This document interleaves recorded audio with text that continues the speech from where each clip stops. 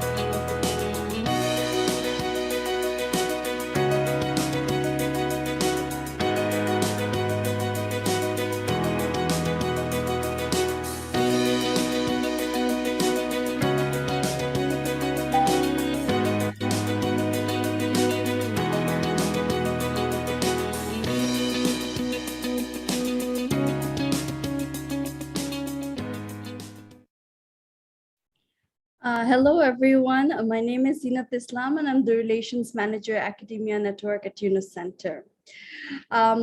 Today we are back with yet another issue of our YSBC web lecture session, and the topic of today's conversation is development of technologies to achieve 3 zeros. Today we are joined by our speaker, Mr. Ashir Ahmed, Director, Global Communications Center Project, Grameen Communications, Associate Professor, Kyushu University, Japan. Our moderator today is Mr. Suresh Krishna, co-founder, MD and CEO, Yunus Social Business Fund, Bengaluru, India. Dr. Ashir Ahmed's research aims to produce technologies to achieve social goals. Towards this goal, he established the Global Communication Center, GCC, inside Grameen and developed a research team in Kyushu University, Japan. The team produced numerous national and international projects, example, Gram Health, a $300 portable clinic, Gram Car, a ride-sharing model for rural communities, Gram Agri, Gram Clean, and you'll hear his fantastic stories today in today's lecture. Today, we also have with us our moderator, Mr. Suresh, who has over 2 decades of experience in working with poor and low-income people. Mr. Suresh was at the helm of affairs at Credit Access Grameen, Grameen Kuta, since its inception in 1999 as managing director till July 2015 and non-executive director till 2017. July 2017. Credit Access Grameen is India's largest NBFC, MFI, with a portfolio size of more than $1.2 billion. He has played an active role in building the microfinance sector in India and co-founded MFI associations. He currently serves as an independent director in companies like Mifos.org, Sangha Mitra Rural Financial Services, Grameen Foundation for Social Initiatives, Central Microfinance, etc. So today we have an exciting session on this topic of technologies for achieving 3 zeros. And we also have an exciting announcement. As you know, Professor Yunus has recently received an award. I kindly request the tech team to play the slide. Here is a wonderful picture of Professor Yunus. He has become the second recipient of the Olympic laurel. It's an incredible achievement. This distinction was created by the International Olympic Committee, IOC, to honor outstanding individuals for their achievement in education, culture, development, and peace through sports. What an incredible honor. We're extremely proud, and we hope the audience can take inspiration from this and do our part in contributing towards global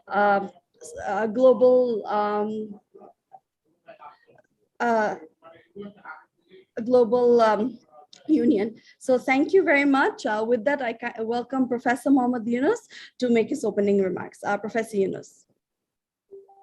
Thank you, Zinat. I think Suresh and Ashir both can turn on their video camera now, so that we can see you, because we are talking about you. Thank you. Now we see you. Thank you, Zinat, for introducing both of them and the subject, and also the Olympic laurel. That's a fantastic experience for all of us. We are celebrating, we're enjoying this occasion. Today, I'm very lucky. I have 2 of my great friends in this discussion, Ashir and Suresh. Both of them have been very active in social business front for many years. Ashir has been our kind of beachhead to Japan. Ashir is now talking from Japan. He lives in Japan, although he's a Bangladeshi. He lives in Japan. He's a professor there, is associate professor of Kyushu University.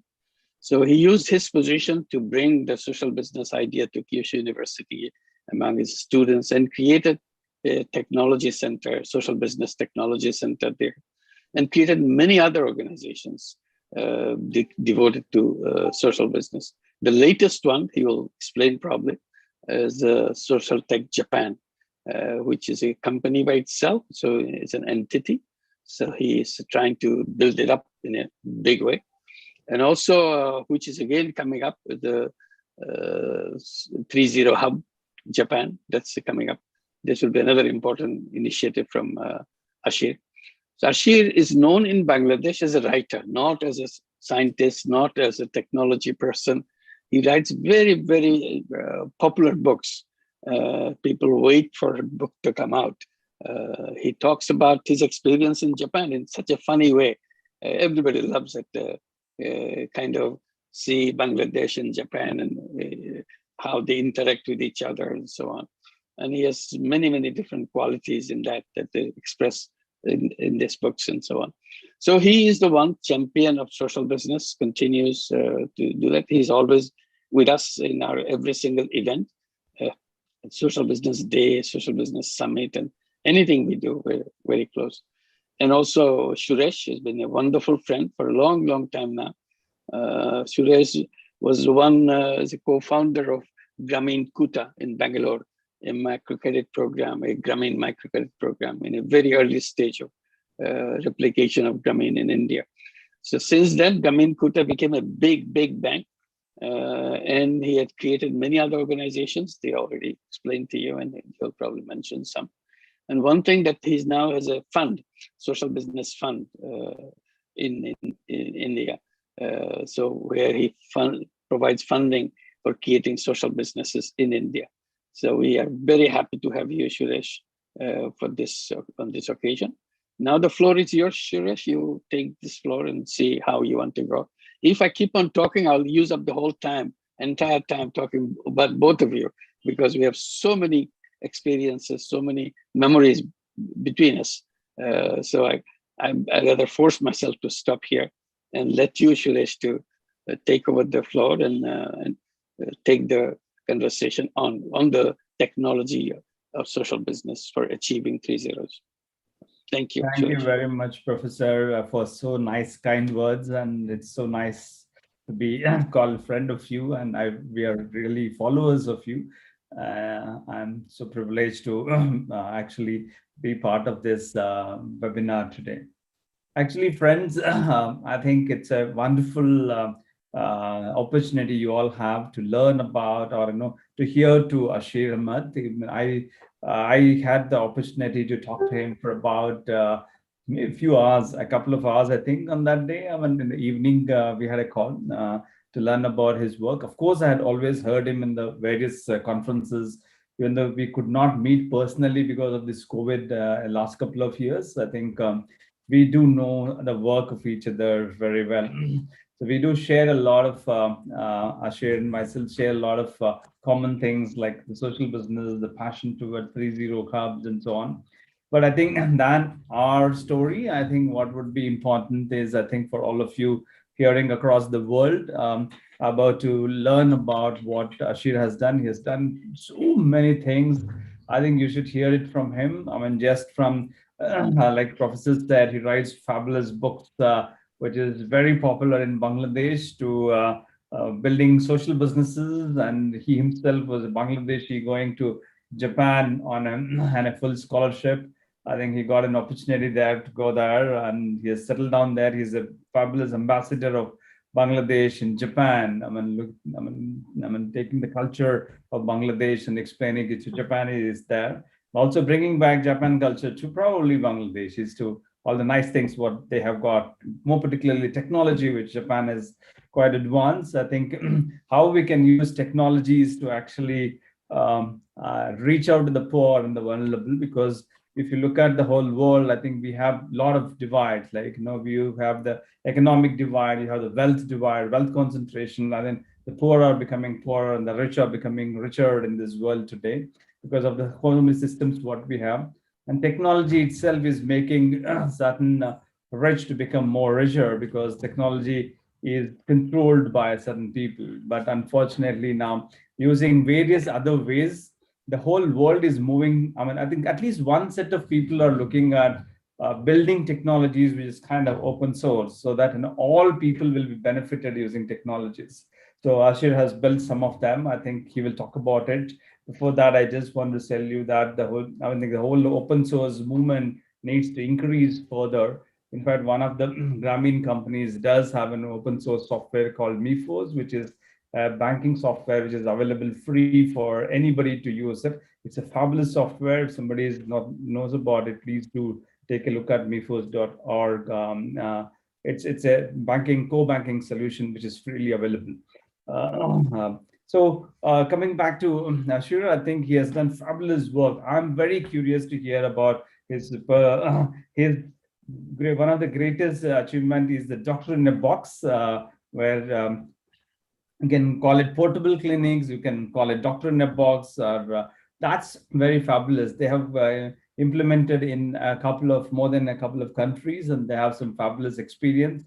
We should hear from him about that. So before Ashir, before starting that, the whole new thing now is the Olympics in Japan. How is it going on? What has been your experience in Japan? I think we are all excited. Professor, congratulations on your Olympic Laurel Award. I think you're the second person to receive it across the world. So it's so wonderful, and we are excited about that. So I hope you missed probably going to Japan because of the COVID situation, but I'm sure Ashir is there to probably share that experience of what's going on in Olympics at Japan today. So Ashir, after that, maybe I'll ask you a few questions. Please do talk about your work of this Doctor in a Box and ICT for agriculture, farming, and your rural commuting in a clean energy, using clean energy technologies, and more particularly your social tech Japan. What is it doing, and what are the kind of technologies you are developing to actually help us achieve to 3 zeros? So after this, I have another questions. So probably you can take about 15-20 minutes to say that. But first, we would love to hear your Olympic experience. Over to you, Ashir. Okay, thank you, Suresh. And congratulations to Professor Yunus for the award, Olympic Laurel Award.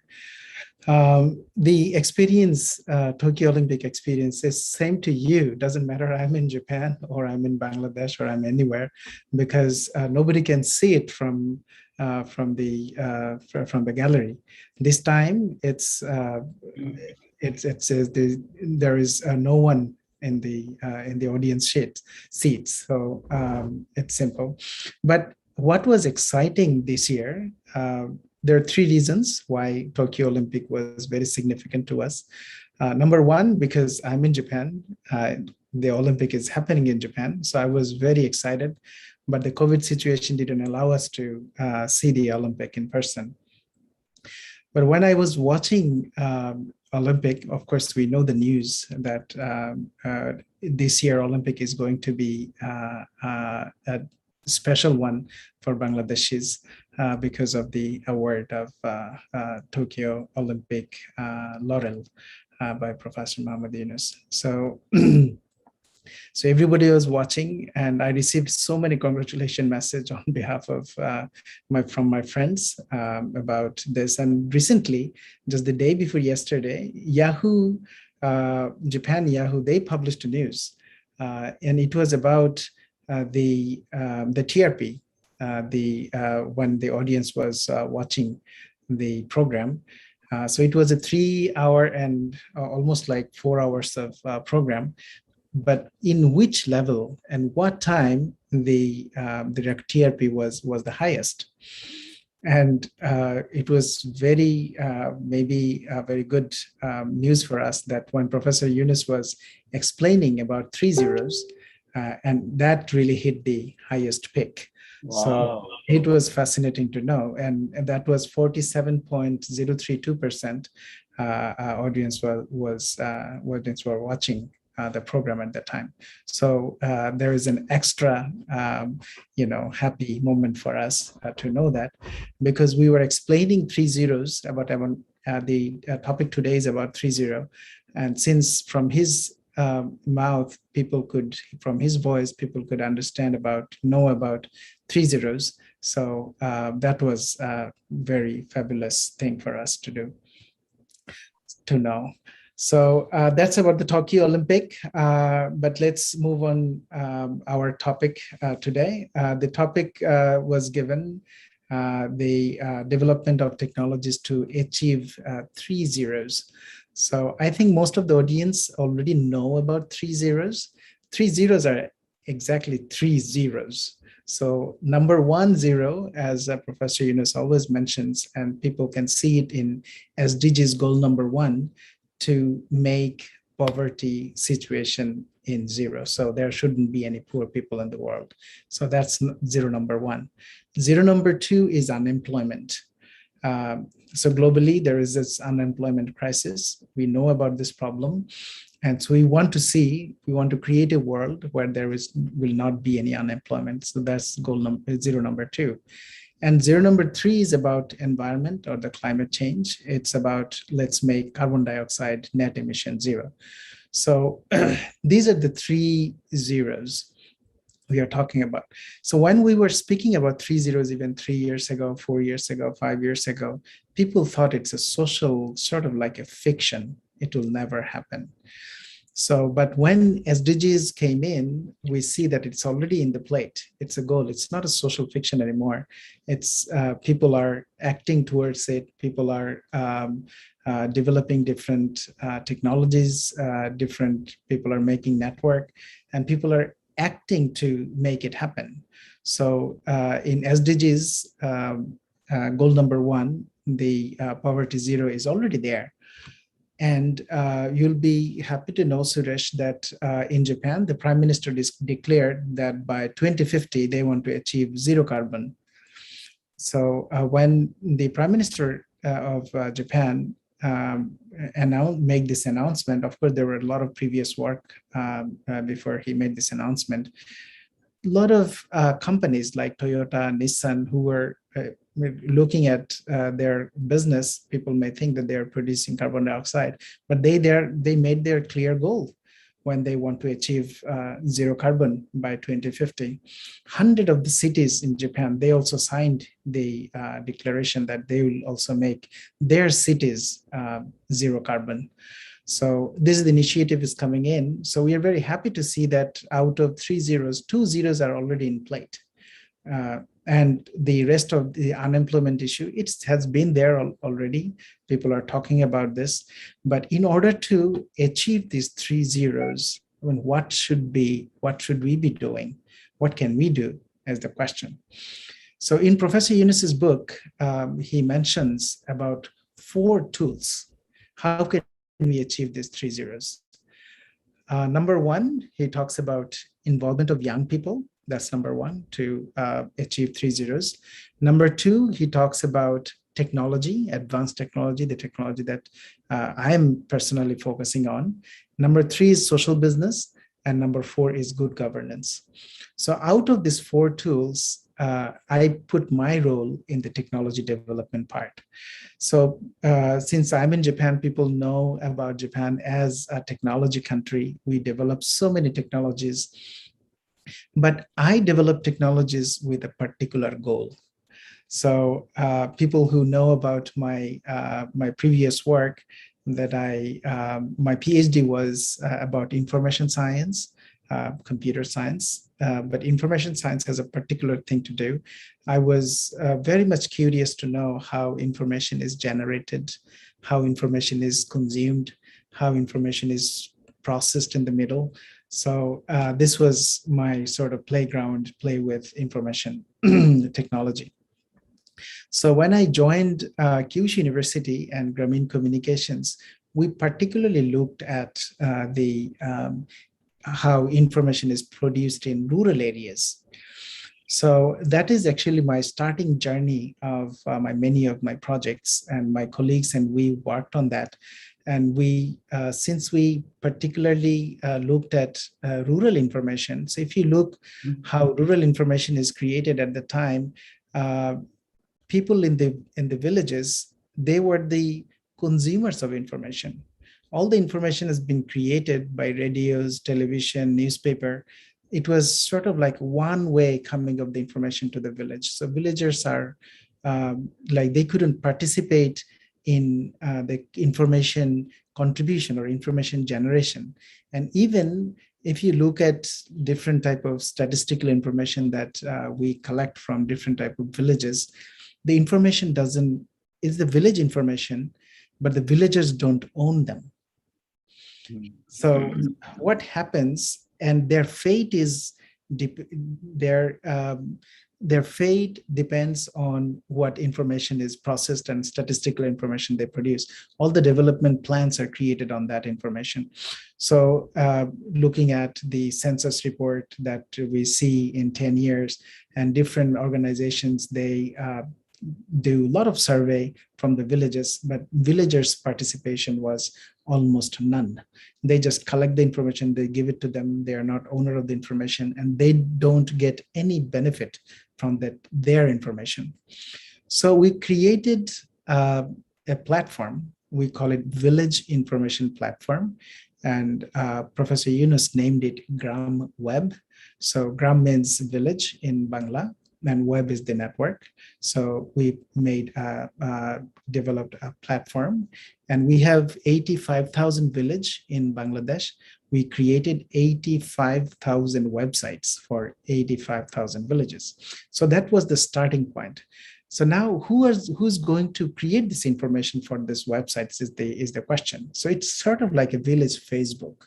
So the idea was good, but we couldn't find what will be the benefit of the people who create information for them.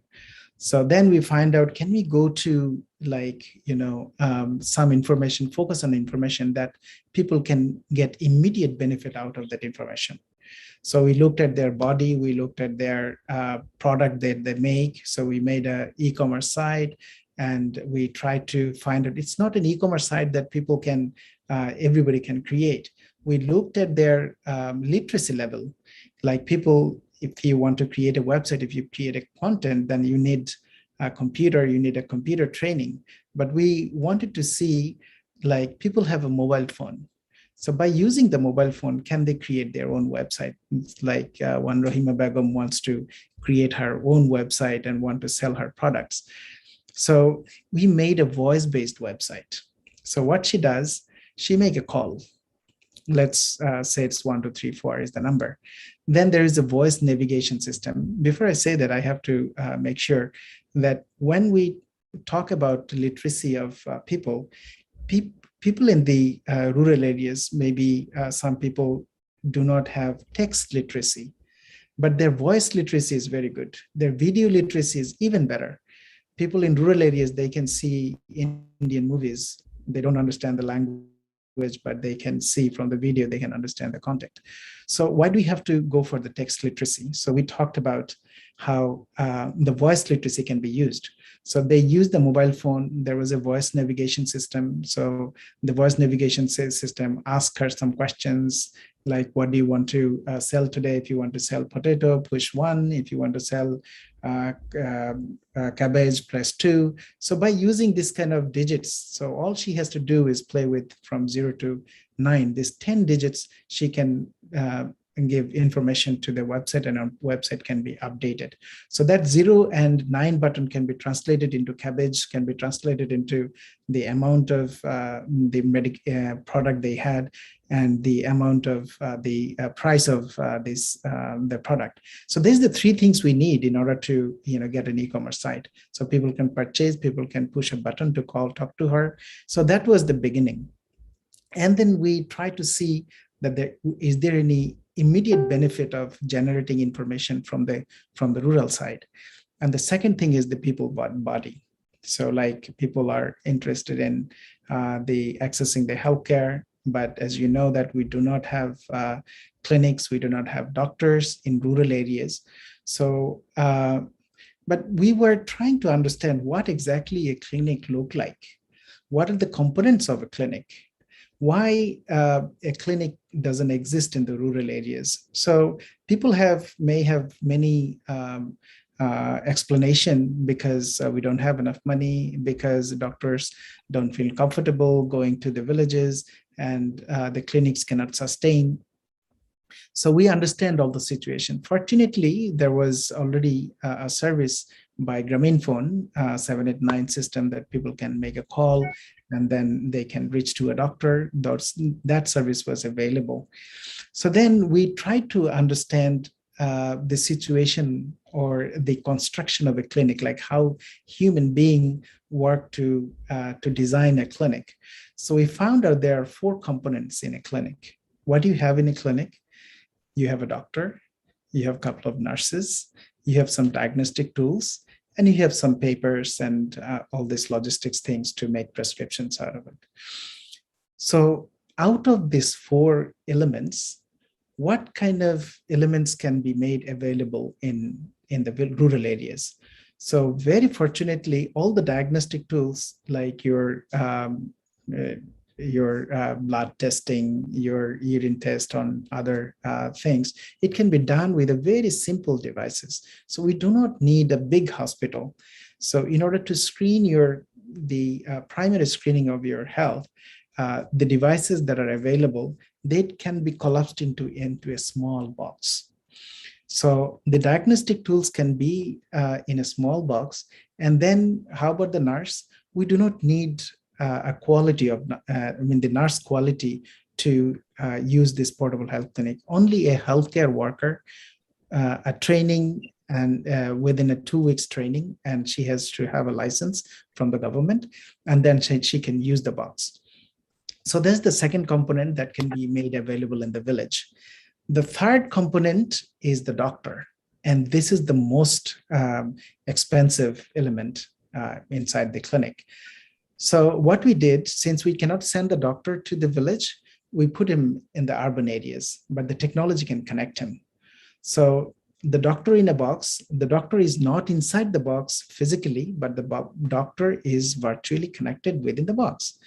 So now, the other thing, the prescription things, it can be done electronically, which is very easy to do. So we designed a database so that we can keep all the records together inside the box itself, and it can be shared in the cloud.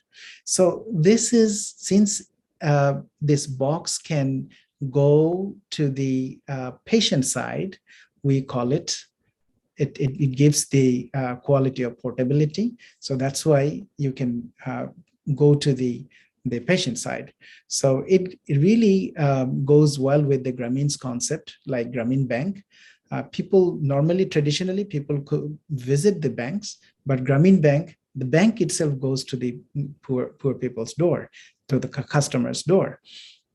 So we try to relate with the same concept that the healthcare, the clinic, we shouldn't go to the clinic, but the clinic can come to us. So that concept can be realized by using the technology that we have. So this is about the portable health clinic that we have initially designed in almost 9 years ago. So when the concept was built, we thought that it will not be maybe accepted. So we worked with our students, and there are almost like more than 200 papers on portable health clinic, journal papers, conference papers, and we produced more than 5 PhDs. And also, so what exactly is their PhD topic about this portable health clinic? For an example, it will be it's a very different, very interesting when we went to the field. And I think you have the similar experience when you expanded Grameen Bank's business and a lot of projects you have done in the village. The beauty of being an academician, a technology developer, or being an engineer, the beauty of being an engineer is when you develop something, you can see that somebody is using your developed technology. So we had the direct touch with the community, how people are using the technology that we develop. So inside, in that time, in 2012, 2013, suddenly the word big data came in.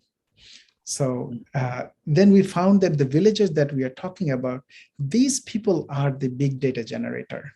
So we found in a different way, in portable health clinic, it expanded in many ways. We put many sort of modules in portable health clinic. It started with NCD, non-communicable diseases first, like as you are aware of, like most the common reason of death is actually NCDs, and people, and this NCDs is some sort of disease that it's not curable, but you have to be very much, you have to cautious about your healthcare situation. It's controllable. So we added different type of modules. One beautiful item that we found was, sometimes people need blood for their operation or anything in the rural areas. So in rural areas, when they don't have blood, some clinics or some hospitals, they do not store blood.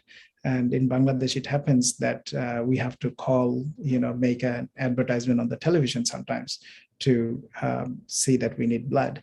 So we found out that the most important or the safest storage system of blood is human body.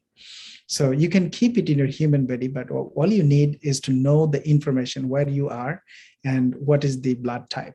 So we took did blood grouping campaign throughout Bangladesh in 30 locations. There's a huge data, and people know that where the special the required blood grouping is. So, but by using the technology, you can soon understand that who is having the same sort of I think you are.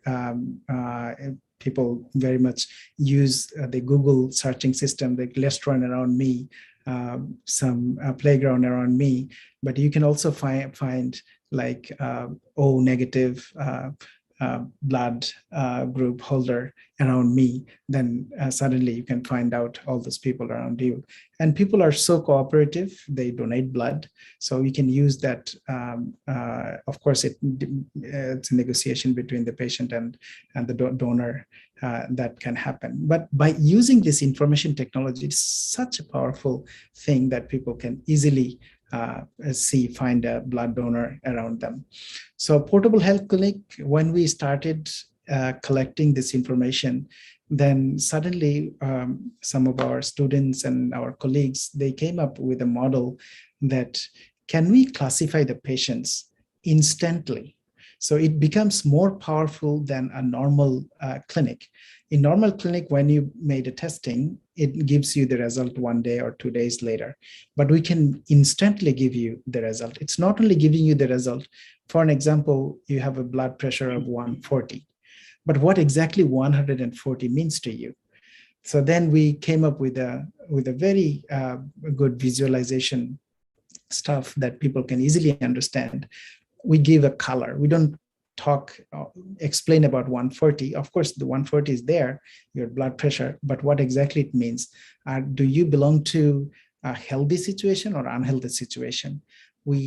So this is the triaging classification of the patient by collecting information from your body. We can instantly give you, classify the patients into 4 categories, from green to red. So we found that only green and orange patients should talk to the doctor. And in our experience, we have almost 45,000 records now. 30% people, they need doctor consultation in an average, and 70% don't. So you can instantly understand that we can save 70% of the doctor's time. So this is, again, becoming very powerful because we have the scarcity of the doctor. Do you have any questions, Suresh? I just had one question. Sorry to interrupt you in your flow, but does this portable clinic also carry some medicines? Because availability of medicines is another problem in the rural areas. Exactly. It does, but it's not a problem in Bangladesh. Okay. In other areas, we have this problem. In Bangladesh, almost everywhere there is a clinic. I mean, a medicine center or a pharmacy. Pharmacy is available everywhere. So we do not have to carry the medicine. What about in India and other places where you're replicated? They do need. So that's why when we see that this is another power of big data. So within this 45,000 records, we can now analyze the common medicine that the doctors are prescribing. So from that, we can keep top 10. Of course, this top 10 medicine is not, you can see this power of big data. So it's not only showing you the 10 common medicines, but also it can give you the location-based 10 top medicine. So if the healthcare worker, she knows about the condition situation of that locality, we can design that 10 top medications for them. But we wanted to put it in a portable way. We have 3 models. So one, the portable model that the healthcare lady will go and visit patients, since the box has limited space, and we want to keep only the important and very emergency medicines on the part. The second one, actually, since already we have this pharmacy available everywhere in Bangladesh, we have another model. It's called pharmacy model. So inside the pharmacy, we have this box, and they can work it out. So the medicine is already in the pharmacy, so they don't need we don't need to put any medicine in the pharmacy. But the pharmacy is giving us very good feedback. They're also telling us like what kind of medicine is required. And they're also telling us, I have this kind of patients, we need this kind of devices as well. So we are learning from them. And the information that gathered from the village, it's not only about the information about their situation, but it also gives us information about their requirement as well. So we can improve our portable health clinic day by day. Thanks, Ashir. I know you have a lot to talk about technologies. You just got opportunity to say about 2 or 3 technologies what you built, and there's a lot more technologies you are building. But I have a couple of questions, keeping the time in what we have on hand now. Can you tell us why your personal journey? Why did you get into this social business and social tech journey? Maybe 3 minutes. It'll be very interesting to learn about how you got into this. Thank you, Suresh. Thank you for asking this. I was born in Bangladesh. And when I finished my senior high school in Dhaka College in Dhaka. I was born in Sylhet. I was raised up in a small village called Ekhlaspur, Chatpur. My primary school was there. So I was very much associated with the villagers, their information, their requirement, their livelihood. And when I came to Kumilla for my school, Kumilla is a small town. So you can see my journey from a village to a small town called Kumilla, and from Kumilla to Dhaka. Dhaka is the capital city. It's a big city. So I always see the difference between the village and the small city to Dhaka. And after Dhaka College, I came to, when I was just 18 years old, I came to Japan. So I saw the difference. So of course, all the time I was thinking, like, why this kind of thing is available here, but not available in Kumilla. It's not available in Ekhlaspur, but it's available in Dhaka. It's available in Bangladesh. It's not available in Bangladesh, but available in Japan. So I had many questions in my mind. I finished my PhD from Tohoku University. It's another great university in Japan, top in the technology, one of the top from the technology part. And then I joined Bell Lab, part of Bell Lab Avaya, a US-based company, but they had opened a branch in Japan. I had to establish that lab at the time. It's just started beginning of Avaya lab in Japan. So then I joined NTT Communications. It's the largest ISP in the world. So I had the fun working in top-level companies. But when Professor Yunus received the Nobel Prize, I had the frustration before I met Professor Yunus that the technology that I develop, I can make patents, I can develop documents, and the technology, I cannot see the technologies being used for local people. And the technology that I have developed is so much advanced, I don't think I can see it in my lifetime. And also, information communication technology, the transformation is so fast that the technology becomes obsolete what we develop in the lab. So I had this frustration that can I be more useful to people? So at the time when Professor Yunus Nobel Prize was in 2006, in October 13, it was announced. And he came to Tokyo on the October 25th. And then I had only 30 seconds to talk to him. And I said, I have this ICT technology. Do you think it can be useful? What have you have already achieved? And I think that I can be useful to promote this type of technology, ICT technology, to become more useful to the villagers. Then he said that, can you come to Dhaka? We can talk more about this. So I really took it very seriously. And then I gave the resignation letter to entity and went to Bangladesh. So, and through discussion that we established the Global Communication Center in Dhaka. And at the same time, I joined Kyushu University. They gave me the opportunity to do research only for the technology for unreached community that at the time we were saying. So now how to bring the technology, we can develop the technology. Technology is there, it's on the desk, it's staying on our shelf in Japan, but technology is not going to the society, the community. It's either patented. There are so many things that doesn't allow us to bring the technology to the people. I think social business is that tool to bring technology to the needy people. So when I came to know about the model of social business, I said, developing a technology, it's also a social business. So then I developed my lab as a social business technology lab.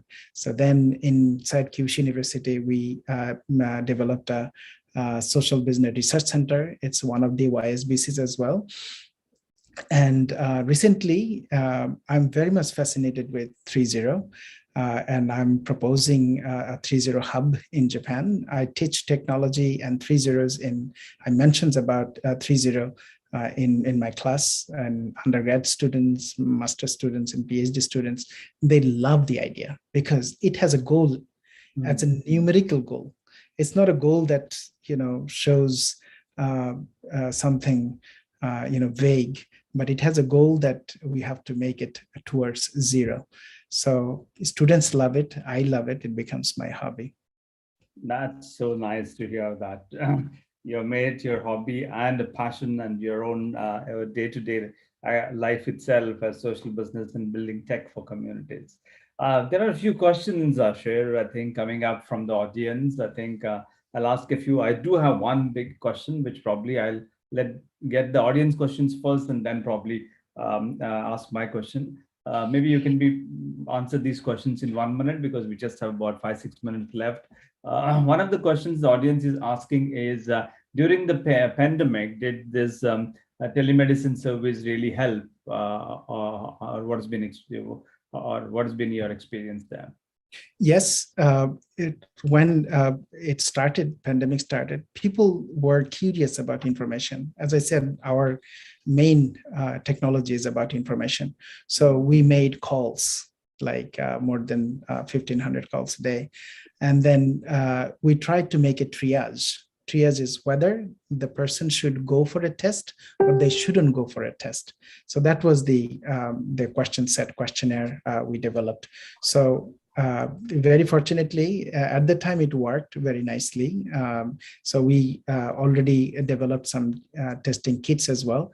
But the question is, this is very sensitive in a sense that if people move, if somebody's carrying the virus, then if you move, and even the doctors and the clinical staff, the forerunners, if they meet the patient without knowing their situation, that's even dangerous. So how can we really separate them? So this is the triage system. So we ask questions, we get the symptom and tell them that you are safe, you don't have to. And the other thing that we made a small kit so that they can do some diagnosis by themselves. So until the corona test kit is available. So we can send it out so that the person shouldn't meet. It can happen as a telemedicine, so you don't meet. So the transmission risk is low. So yes, we worked on that. Since it is, see, Suresh, this is my frustration that we are the academician. So when we do it, it's just a pilot project. So now the good news is I built a company. So I really want to do it in the field as a business. So business, that's a social business, not profit for me, nothing for us, but it's for people. So we wanted to make sure that. Yes, there was one more question. What are the different kind of services this portable clinic provides? What it can provide in the field? we started with NCD, as I mentioned, non-communicable diseases like diabetes, hypertension, those kind of diseases we started with. Then we came up with some tools to check your eyes, an ear test, eye test, and the dental test as well. So these new modules are being introduced and put it into the box. So different services are being done. But one thing we have to be very careful that we cannot make a clinical decision. That clinical decision should be made by the doctor. We cannot eliminate this. So we can only give the information in a very nice way so that the doctor can make an efficient decision. So without the doctor, the portable health clinic should not work. We can classify that you are healthy at the time doctor is not there, but when it is assumed that you are unhealthy, you should talk to the doctor. Then doctor makes the whole decision. And another thing, I have to make sure that it cannot do surgery. I think I found a question. It doesn't do surgery right at this moment. We are not building any robots to do the surgery. People need human touch. And the portable health clinic is carried by a health worker, and the health worker actually talks to the patient. People want to talk. People doesn't want to, use the technology by themselves and making the decision by themselves. They want to talk to somebody. So it's not only the rural areas. We also work in urban areas, old people, and the aging community is coming. And it's not only in Bangladesh. We are now talking with the Japanese government so that it can work for the rural communities in Japan. And also when not only the pandemic situation, but also earthquake situation. So all the infrastructure is gone. So it looks like a rural situation in Bangladesh. So then suddenly this portable health clinic becomes useful to the patients of Japan. And we experienced this 2011 tsunami. And after that, many diabetes patients who was taking insulin, and without insulin, they will die anyway. So, but they didn't have any records, all the records were with the clinic. They didn't have the records with themselves. So once we can have this record on the cloud, then it becomes useful during the emergency situation as well. So it is not only in Bangladesh, but it will also work in developed countries like Japan as well. We call it reverse innovation. So Ashir, one other question. So in fact, I think some of the audience have some like-minded people like me and who also have the same question. This is such a wonderful thing to actually reach to those remote corners where the doctors cannot reach there, and some minimum basic diagnostics can be done so we can prevent and solve some of those easily solvable problems before those becomes escalates itself into a big mountain, and then you need big surgeries and higher end treatments. So, doctor, how does one get help to replicate it, or how does one get training for this, or would other NGOs be able to link up this with the same the Doctor in the Box service? So, do you have maybe I don't know if your company is doing that. Will your company or yourself provide some support for people who want to replicate this kind of Doctor in a Box service? Yes, since in the university only. Ashir, sorry, 1 second. Is a Doctor in the Box. Also, I think some of them were interested in your village, village information platform, the Grameen Hub, which is also good. It's not just for Bangladesh, but across the globe, because I'm sure we have a global audience here. Many people might want to replicate that. So probably I would urge you to look at Gram Web also and your voice-based websites. How can one get help for that? Sorry. Thank you. The main contact is myself. So I can, people can search by my name. I think depending on the requirements of that particular location, we can discuss, and I can give you some suggestions. So what is ready and what is not ready? So for the Gram Web thing, it's so so easy. People can visit the site gramweb.net.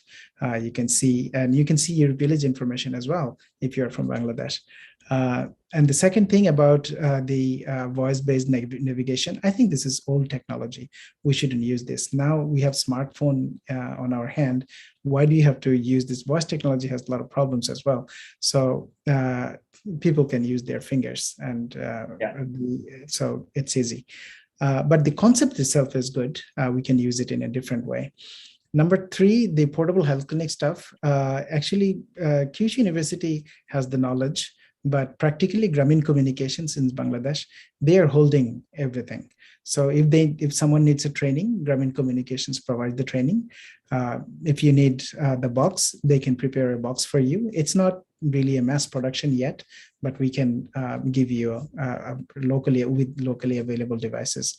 We can do that, and we give you training for the doctors, training for the administrator, training for the healthcare worker. These training tools are available within Grameen Communications. So that's great. So thank you, Ashir. I think that was an excellent discussion what we had. I mean, the whole thing what you actually mentioned about 3 zeros. I think that's what the world needs to be moving towards. I mean, I really liked what you highlighted about from the 3 zeros book. I mean, to achieve 3 zeros, I think there are 4 tools for us to do. I think if the world is listening around, I think we need young people to actually do that. I think they need to take this challenge and then solve these problems what we have in the society today. And technology is fast growing. I think I'm sure we all have seen our own lifetime. I think I come from a generation where we had zero technology, and now I'm living in the midst of fabulous technologies. I remember when I first, I was one of the early starters when I used computers. I used to have that orange color monitor. I don't know if any of you know that. And that's the days when computers was just came in. In just a matter of about 15, 20, 25 years, we have compressed the processing power into our palms, and we are today reaching the entire globe. I think the technology is what we are having. In fact, in India, if I see even in rural areas, remote rural areas, we get fabulous internet, and which is making everybody able to connect to the global markets whenever required. But what is missing is the right tools for them to do that. So we need right technologies. Like you said, patented technologies is actually not enabling the local people to actually use it. So your social tech Japan, I think, which you're working on, I'm sure you're going to come up with more and more technologies very soon, and then make it available for anybody to use it. Social businesses is a fabulous way. I think, like you said, that's one of the tools. We need to build social businesses so that we kind of look at solving human problems and not just build businesses for cornering the wealth of what we have. That points, I think, I do resonate well. I really liked your. I think the whole work of this village information platform, where villagers can actually participate, knowing their own information, and participate in the decision making of the development activities which the government initiates, and they themselves can influence decision making if we get some certain kind of tools. I'm sure that's something would be very useful. Data on diseases is something which is always a challenge. I had been running healthcare programs for many years. Your doctor on the web, one of the biggest challenge we have for one of the public health issues which we have is we don't have information about what kind of diseases, what kind of problems or health issues people have, because different areas and different kind of communities have different kind of challenges. So that information is not available at the macro level, which makes the macro decisions unviable many times. So this, I'm sure, is going to help. But this doctor in the box needs to scale up along with collecting the data. So I'm sure a lot of people can should take it up and see, a lot of NGOs particularly should take it up and then set up social businesses in their own areas. I'm sure Ashir is going to help you out to actually do that. So that would be very useful. Not only provide the service for the healthcare for the people, but do collect the data so that it will be useful for making appropriate decisions on taking preventive actions on potential diseases which might come up. So I think there is a lot of work to do on technologies, but I strongly believe technology will change the way we are doing things. Our life has completely changed. Technology has reached the nook and corners, but we need to have the right technologies, not just these big social medias and WhatsApps and all kinds of nonsense going on around that, but we need right appropriate technologies. So I think we just have that much time.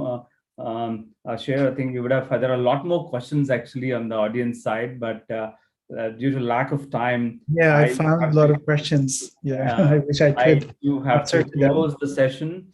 Right. But just one last word to the audience from my side, and I'll let you have the last word for 30 seconds. My last word is, I think the whole people who are around the world who are listening to this conversation with us. So this is a fabulous opportunity for you to solve social problems using social businesses. Please do reach out to Yunus Center and or look at Yunus Social Businesspedia. You'll get more ideas about social businesses and how to solve social problems. And I think, Ashir, you have been a great inspiration from a simple, a small boy from a remote village in Bangladesh, making all the way to Japan and Tokyo and getting your PhDs and the numerous awards you have got for actually solving social problems. So great talking to you, Ashir. I'll let you have your last 30 seconds word, what you want to say to our audience, and then I'll hand it over to Zeenat to take the whole session forward. Over to you, Ashir. Thank you, Suresh. My last word should be like people who are working in the academia. I think we develop technology, but keeping something in mind, not science for science. Let's see how science can be useful for the society. So science for society, technology for society. So that's pretty much it. Thank you. Zeenat, over to you. Yes, thank you very much, Mr. Suresh, for conducting this session so beautifully. Thank you, Mr. Ashir Ahmed, for sharing about your experiences and the initiatives you have taken. It's incredible.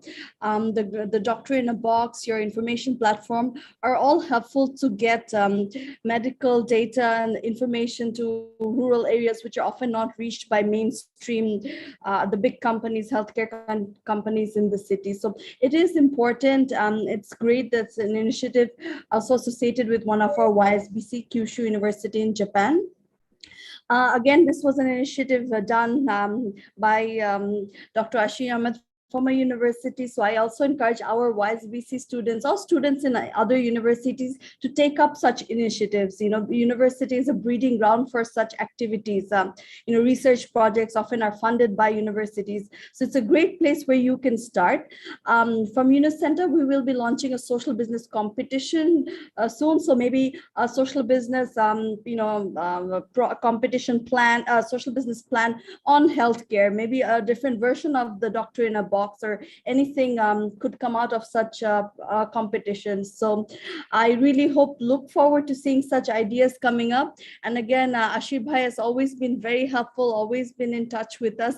So I'm sure he will be happy to answer questions if anyone has on future entrepreneurs, students on this matter. So thank you very, very much to Mr. Suresh and Dr. Ashir Ahmed for being a part of this session and sharing about your experiences. We really appreciate your time and dedication towards a social business. So thank you very much.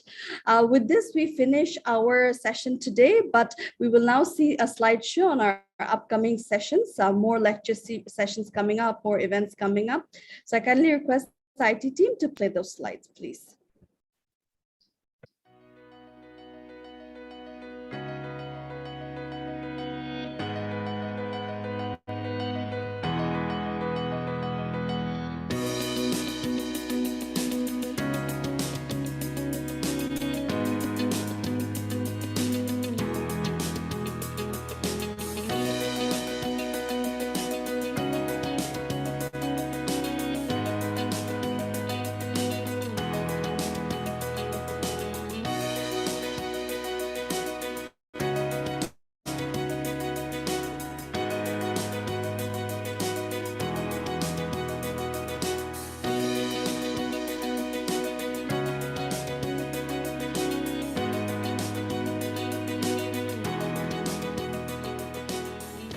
Thank you very much for joining us. Bye-bye, everyone. See you again in our upcoming session. Thank you. Thank you very much.